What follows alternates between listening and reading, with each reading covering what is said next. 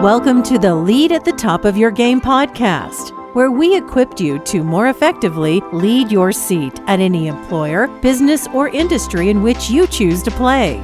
Each week, we help you sharpen your leadership acumen by cracking open the playbooks of dynamic leaders who are doing big things in their professional endeavors. And now your host, leadership tactics and organizational development expert, Karen Farrell Rhodes.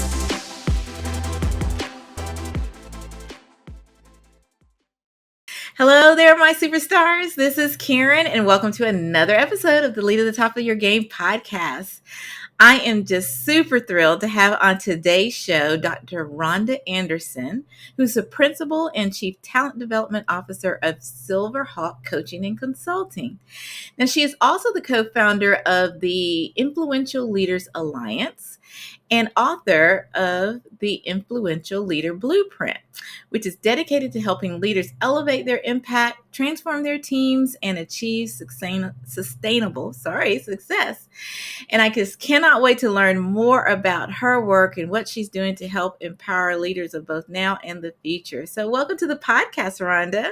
Thank you so much, Karen. I am super excited to be here. Oh, I am just over the moon to have you. And as we shared in our pre-conversation, I've been waiting on bated breath to get to our conversation. And I know already we're not going to have enough time for everything we want to cover, but I want to do our best to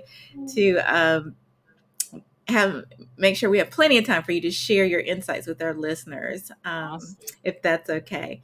Yeah. But before we dive deep into kind of your background and the work that you're doing, we always love to learn just a tad bit more about our guests. So for just as much as you feel comfortable, can you give us a sneak peek into your life outside of work? Yes. Well, I was born and raised in South Georgia, Albany, Georgia, and grew up there and went to all the schools there. I graduated from Westover High School, went to now Albany State University. Then I moved on to get a master's degree from Keller Graduate School of Management and got my PhD from Mercer University in the metro Atlanta area. And I'm a first generation college graduate and the first person in my family to ever hold a PhD. Oh, And amazing. so, yes, and so I feel sometimes, you feel the pressure of that, but Yes. I think it's helped our family though. It's been a really good experience for them to see, because I know a lot of times it's all about access and really exposure, to Yes. things. And so I think it has really helped our family's trajectory for the better. I am married. I live here in the metro Atlanta area now, and I have 3 sons. So my household was full of testosterone. I can imagine. Adults. Yes, and my husband too. So he just added icing on the cake to that. So Of course. But I bet it accounts for some interesting times, right? yeah, very interesting. And so now they're all young adults, and so I am thrilled for that. But then you sometimes miss them being little ones as well. And so it's one of the best jobs I probably could have ever had in life ever. So. Okay, so we have so much in common on so many levels, and my listeners know is all no holds barred with me. So I'm just going to share just a little bit about that. So I'm a recent empty nester myself, my husband and I. So you're right. I do miss the when they were smaller, but after I got over the shock of them going to college and moving out, you kind of get used to it, and it's really cool. So there is light at the end of the tunnel, listeners, if you're in the early stages of family. And then the other thing I just wanted to share is that how about my family is from Albany and Leesburg. Are you kidding me? Yes, no joke. Oh my gosh. Both sides of the family. Both my parents went to Albany State. It was called college then, Albany State College. Right. Which, although I went to UGA, I still support Albany State because most of my family on my father's side went there. As well. But so I know about the small towns. Yes. And so I was like, oh my God, we have so many other connections. We'll have to catch up after the podcast and talk about it. Definitely. Oh my gosh. And it's so rare that I meet people from Albany, like the South Georgia part. Albany. I know. Very rare. Okay, I'm going to say one thing and then we're going to get to the podcast. You know Okay. anything about Jimmy B's? Who, Jimmy B's? What is the hot dog place called? Jimmy Hot Dogs. Jimmy Hot Jimmy. Dogs. That's Yes. it. That's Yes. it. Grew up on that, girl, and now probably wouldn't touch it with a 25,000-foot pole, I but know. grew up on it. Definitely. Oh, it's And been Maryland's fried chicken. that's right. It's been ages since knew anything about that because I haven't, gone there like a probably 20 plus years. But Wow. that was a running joke in our family about always having to go and get a hot dog. So from there, That's I love that's it. amazing. Well, okay. Well, let's refocus and focus on our listeners. And thank you, listeners, for letting me catch up a little bit because we might be cousins from another family for all we know. We'll do that after the podcast. But Ron, I'd love to start out by having you share a little bit with us about your professional highlights, just maybe a few milestones in your past, and then what led you to becoming the leader of Silverhawk Coaching and Consulting. Oh, yes, definitely. I have been around, and so I have 15 plus years of experience in the talent development arena. First, right out of college, I started in the commercial insurance industry, moved over into the higher education arena. I've Mm, worked for a nonprofit here in the metro Atlanta area. It was amazing work that we got to do. nice. And so then I moved on to work at a biotech company doing Hmm, talent development. I've also taught in all types of institutions as an adjunct faculty member. So I've mm, taught doctoral students, master's level, undergrads, even the dual enrollment students, who are in high school but they're taking college classes. That was an adventure. I bet. And so I have had so many opportunities. And so rewinding back, I got my PhD from Mercer University, and it's in higher Mm, education leadership. And I thought that I was going to be in higher education for the mhm. duration of my career because I had that stint in higher education during my career and I was there and I absolutely loved it. But I feel like God had another plan for me and Yeah. how I would work with institutions of higher education. So I worked more so as a consultant because once I transitioned to work with in a nonprofit called Community Sustainability Enterprise, and we'll say CSE for short. I got Okay. an opportunity to go into universities as a consultant and not working in them.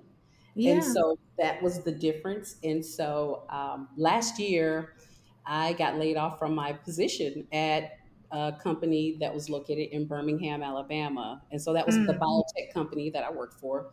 And so it was mhm. kind of a shock because I had an expectation to be there like maybe 3 to 5 years Sure. because it was a nice position where I was able to build a talent infrastructure from the ground up. I've never Oh, had that opportunity. that's So I so was, rare to be able to get yes, an it was, opportunity to. yes, and it really showed me what I was made of. Like, can I really go in here and design something that would leave lasting legacy, and that even if I left, can someone else do it? Right. And so it was such an amazing experience. But I got the sad news back in May of 2024 that Mm. they had some things going on with finances, and I was, of course, one of the people to go. And usually talent development, you're going to be the first to go. Yeah, Most absolutely. times, most times. Yes. And so I took that in and I was like, okay, so what do you do now? Because the job market, it's still not the greatest for people at all right now. I Right. mean, you got some roles that are in demand, but like for me, talent development on a director level or higher, those positions are very hard to come by because a lot of those people have been laid off. Yes, So they are. I had an interesting conversation. I spoke with one of the ladies from University of Alabama at Birmingham. We used to work very closely with them because they helped me carry out the leadership development programs, and so she was our faculty lead. So Mm-hmm. after it happened, I had a conversation with her, and I was like, "Well, I don't know, what am I going to do?" She asked, and she said, "Well, I recommend you take some time to smell the roses." And I was like, Mm. well, what do you mean about that? She was like, take some time to really see what your next steps are. She said, because honestly, Rhonda, I feel like you could really do this on your own and be Ah. just as successful as even going back into a job. She was like, Mm. I really want you to consider doing it on your own. And so I took a whole month off from applying to jobs like June And I was like, the job market was not giving me anything last year. And Right. so I was like, okay, well, I have the time. And so I took the time, I put in the work, and I was like, let's keep it simple. What are the top 5 things I can do? If someone off the street said, Rhonda, I want to work with you, what would those Mhm. 5 things be? And so it was all in the talent development arena. I didn't have any issues. So I was like, okay, I know it's talent development that I'm going for. And Okay. so that is how Silverhawk Coaching and Consulting was birthed Oh, from that. amazing. And And so, can you share also what are some of the services that you all offer under your company? yes, of course. So one, if there are organizations who don't necessarily have a talent infrastructure in place, remember I got to build one from the ground up for the last company. I can go in and help build a sustainable talent infrastructure for an organization that may not have it. They may have like 1 to 2 HR people or someone Mhm. who can manage it. I can create a structure that they can manage, right? Mhm. So that Mhm. they can still deliver talent development to their organization. Number two, I can be a fractional talent development person for an organization if they want me to do Mhm. that as well. So I will just act as the talent development person for them. Yeah. 3, I offer leadership and management development cohorts. It's not just management and leadership development. I offer it in a cohort format because I feel that offering those types of programs in a cohort format will give the greatest transformation for people's teams, for the teams. And Yeah. so, we run 6 to 8 month stints of Mm. leadership development so that we can really monitor the transformation and ensure that it's really getting ingrained That into makes the sense. individuals. I can do one off keynote speaking engagements. I Mm. also do executive coaching and team coaching as well. And Oh, what nice. the last thing is that I offer team dynamics. I'm a certified DISC facilitator, Yes. Yes. and so I offer that as an option for organizations as well. Oh. Well, you're a full service talent development specialist, it sounds like. Yes. Yes, That's and I do have some amazing. independent contractors who assist with this as well. So it's not just me, when you're getting me, it's, I have a team behind me and they, help to carry it out. Oh, that's amazing. Absolutely amazing.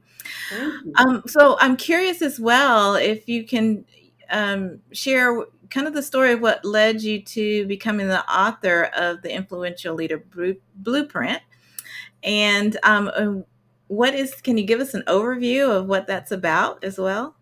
Yes. So, writing a book, it was not anything that I was looking to do, Karen. It was like, no, this isn't the time. I need to be about making some dollars, right? It's like, Right. that's time to write a book. But, I'm a Christian and God was like, oh, no, you're going to write the book. So I was like, okay, God, here we go. And then Yeah. I felt like the book would help establish me as a subject matter expert quickly because, and you know how you feel apprehensive about entering the field as an independent person. You Yeah. have all these things going on in your head like, am I enough? Am I qualified enough to do this? And, I felt like the writing this book would help establish me as a subject matter expert. But the main reason for writing this book is from all the years of experience that I've had in talent development and training leaders and coaching and all the things, right? I noticed that a lot of times they weren't given any type of blueprint to start the role, right? Because Hmm. you're given a promotion as a manager, director, VP, but what if you don't have the management background, right? You Right. can carry out the job, but you don't have what it takes to manage the people. And so when we enter into these jobs where there's a team involved, you inherit the people too, and you have to learn That's how right. to be people centric and people focused. And so this Absolutely. book, it covers a great amount of things. There's a lot, it's power packed, and I have tools, practical tools, because sometimes in me, leadership can seem fluffy and it Yeah. doesn't give the leader enough information. I mean, it gives you knowledge, but not practicality. Like, what are You're some right. things I can do right now to become more influential or to get my teams to listen to me or to give better feedback? And so this book does that. And so we cover having a growth mindset in the book, how to Mhm. have confidence and lead with clarity, making data driven decisions, like starting to really incorporate data into your decision making as opposed to winging it, right? Because a lot of teams are winging it. They're not capturing any type of data. They're winging it. I know.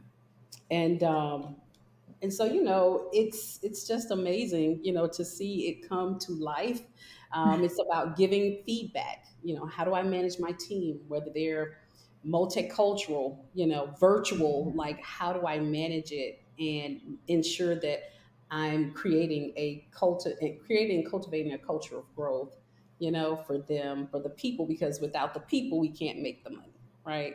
That's So right. That's yeah. And so absolutely in right. this book, there are tons of tools that people can go to a website and download and really take action immediately. I So love you don't have that. to wait. While you're reading it, each chapter, there's a power move in the book that you make before you go to the next chapter. I love that. Thank you. Um, is there um, maybe one that you can highlight for our leaders just to give them a teaser into? I know you've listed them, but is there maybe a tool or a piece of advice or recommendation that Oh, you can it's share with our so listeners just to give them a little tease yes. of what you're offering? Oh, I'm looking down here. I have so many.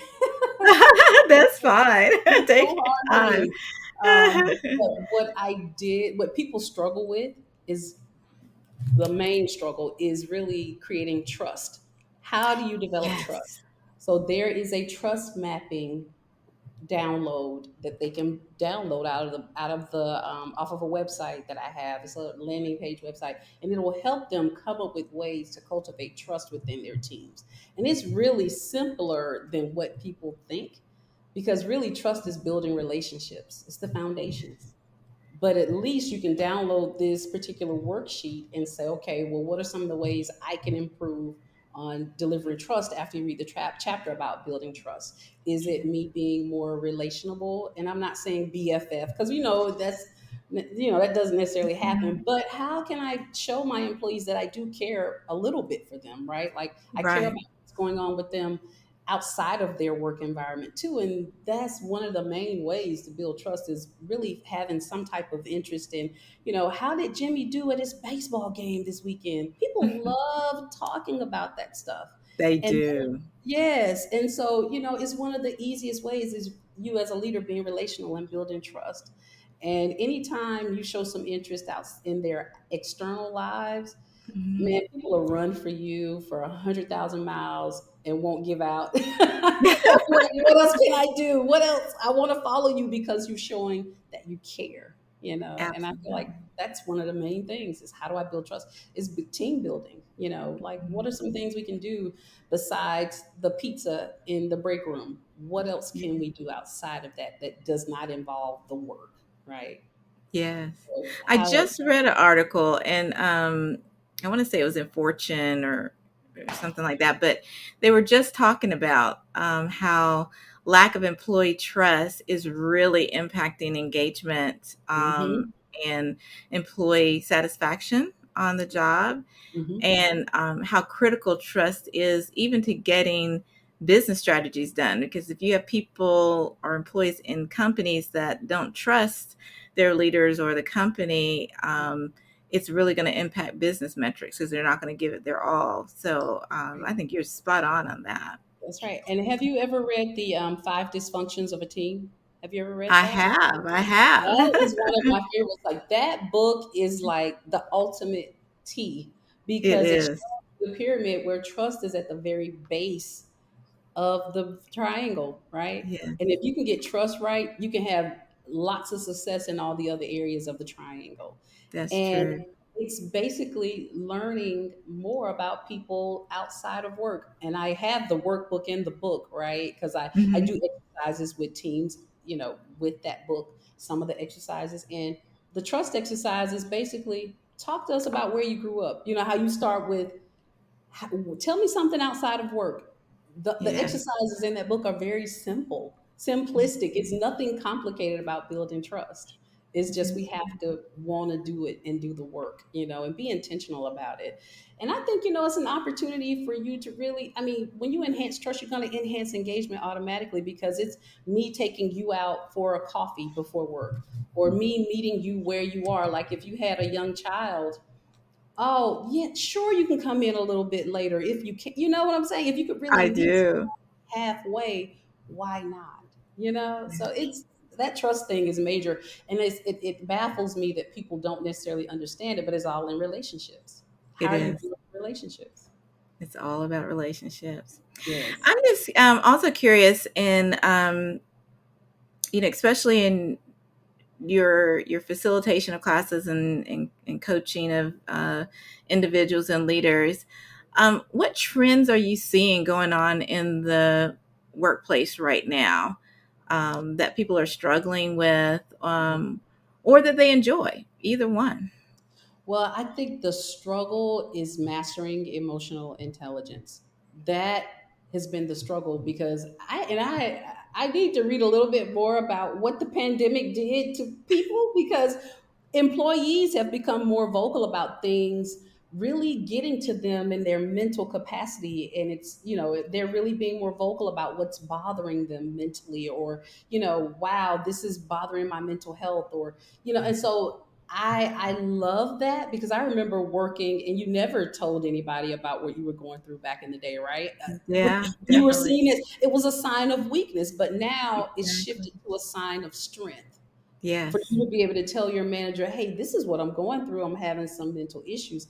And I think that managers are challenged, because it's forcing them to be more intentional about being mindful of people and where they are Yeah, I from a mental agree. state, you know? And so I really do think that managers, and I did a presentation a couple of months ago, and it was for the Gwinnett Chamber Foundation here in Gwinnett County. They are a part of the Gwinnett Chamber of Commerce. And so they are working with small businesses, and they get them ready for government contracts, that arm of the Gwinnett Chamber. Okay. And then they teach them about being funded, and all the things dealing with small business. And so I had an opportunity to do a presentation on emotional intelligence. And when I asked people, what do you think of when you hear the word emotional intelligence? A lot of them said fear. And these are entrepreneurs leading their own businesses. They fear Wow. it, and they see lawsuits, or, it was just like, wow, it was all negative. The things that they saw when they Mm. heard the word emotional intelligence, like what word flashes in your head? Mm. They were all negative. Don't nobody want to talk about it. Wow. So that's the major struggle That they're right now having. for entrepreneurs, because it's, I mean, well, for business leaders, I'm sorry, and entrepreneurs, because it's making you really have to be more self-aware of you and how you're responding, right, to your Yes. employees, or how you're interacting with them. You have to be more mindful. Like, was I really being mean to that person? Was I being fair? Like, am I showing favoritism? Like, what am I doing? Because, Hmm. like I said, they're becoming more vocal, and they're not afraid to go above you Not at to, all.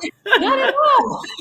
So, so yeah, so the world of work has changed a whole lot. And then I'll say another struggle is people dealing with remote employees. That has definitely been a struggle. Like, how do you create culture while working virtually, while you have a virtual team? So that's another one that I see people deal with. And then the other one is dealing with all the generations in the workplace. I Yeah. hear about that a lot. Like somebody like me, because I'm 50 plus right now. And I'm like, no shame, I guess. And, No, how do no you work with shame. me, but then how do you work with someone maybe older than me, and someone like younger than me, and you could be younger than everybody, and you're a manager, so how do Yeah. you manage that? It's Yes. people are really struggling with that as well. I love them. And in your opinion, what is maybe one or two steps that individuals can really do today to shift their mindset to be more in a growth mindset or in a sustainable mindset for, whatever role that they're in right now? I think number one is giving yourself grace, right? So, giving yourself as an individual grace when you're having a growth mindset. Because a lot of times we think, I have success when I've done something perfectly or it's successful. But sometimes there are opportunities to learn in those, you know, in those duties or role responsibilities that we may have. And it may not be that it was successful, but it was a learning experience and not beating ourselves up because it wasn't successful. Right. We have to see that Mhm. for us, but then you also have to see that for your team members as well, right? That's Because this right. this is a way to build resilience when you allow people, the opportunity to take risk. It Yes, drives innovation, it drives growth, and so we have to be open enough that people can still develop in learning, feedback, and even if it's just effort. What was the lesson that we've all learned from even a failure, or what was the lesson learned from the success?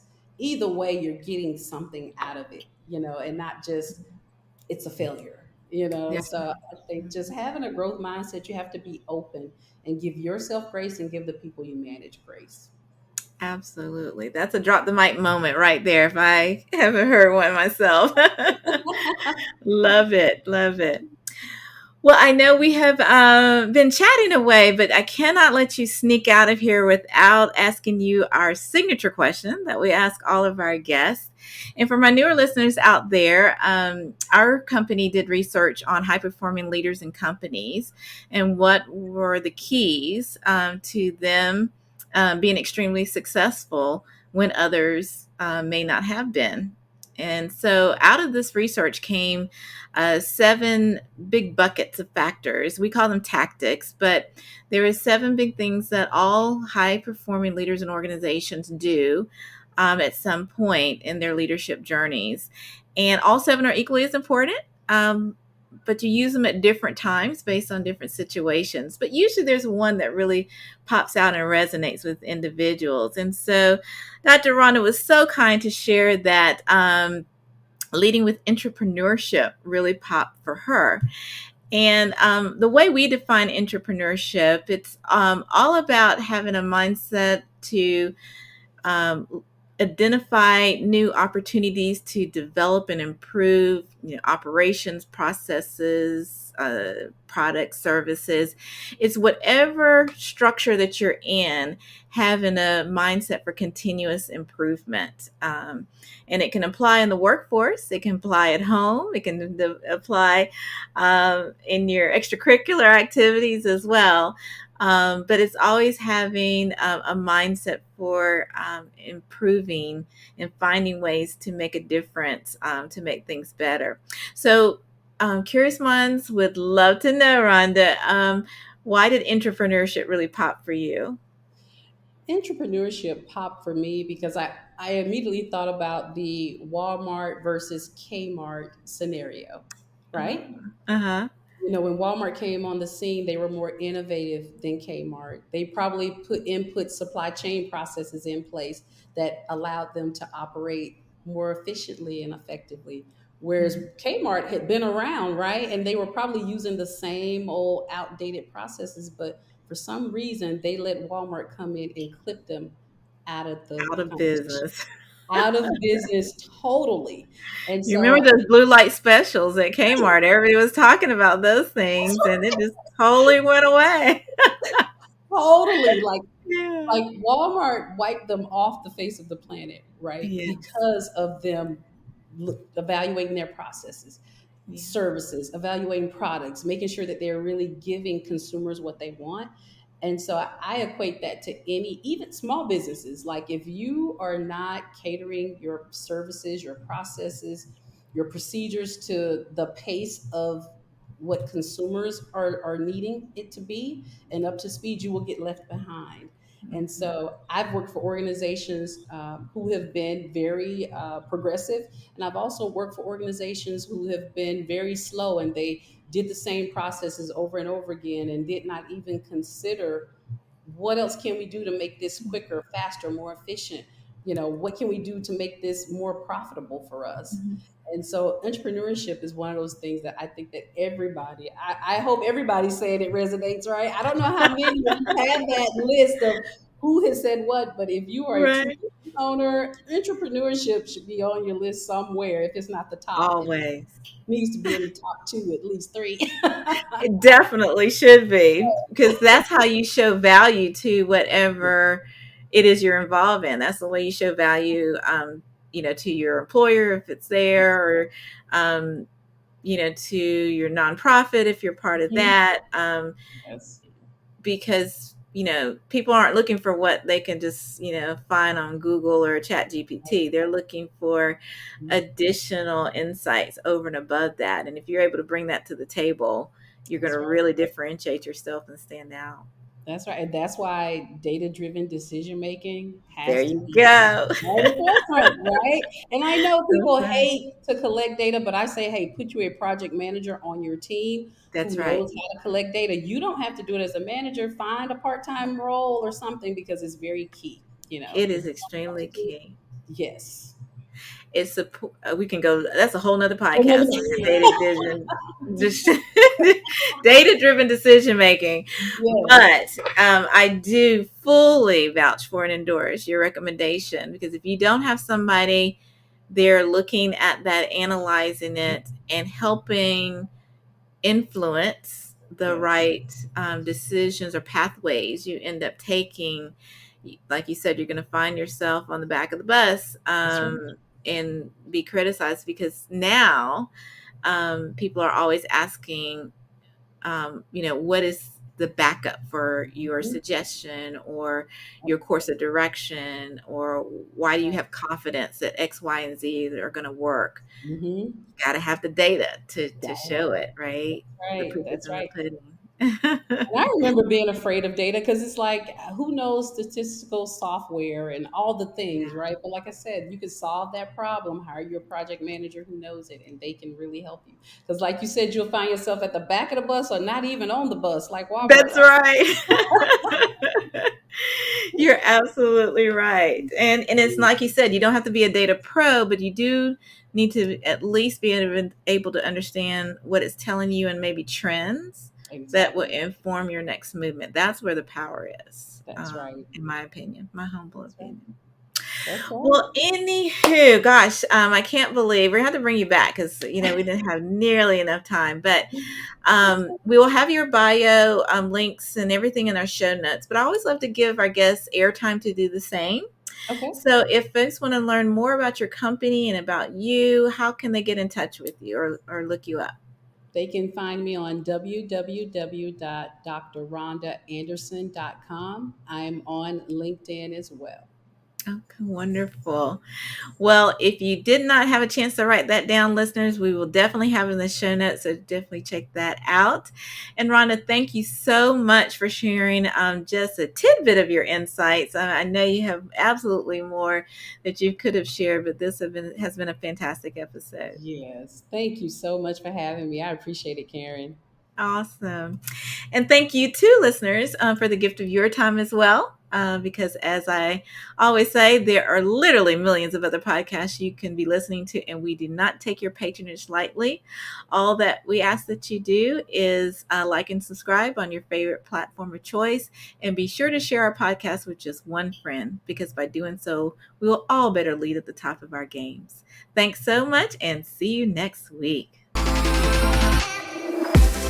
And that's our show for today. Thank you for listening to the Lead at the Top of Your Game podcast, where we help you lead your seat at any employer, business, or industry in which you choose to play. You can check out the show notes, additional episodes, bonus resources, and also submit guest recommendations on our website at leadyourgamepodcast.com. You can follow me on Twitter, Facebook, Instagram, and LinkedIn by searching for the name Karen Rhodes, with Karen being spelled Karan.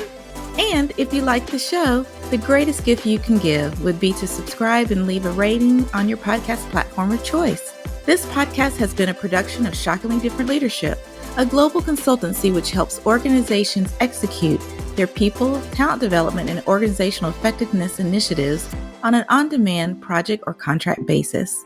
Huge thanks to our production and editing team for a job well done. Goodbye for now.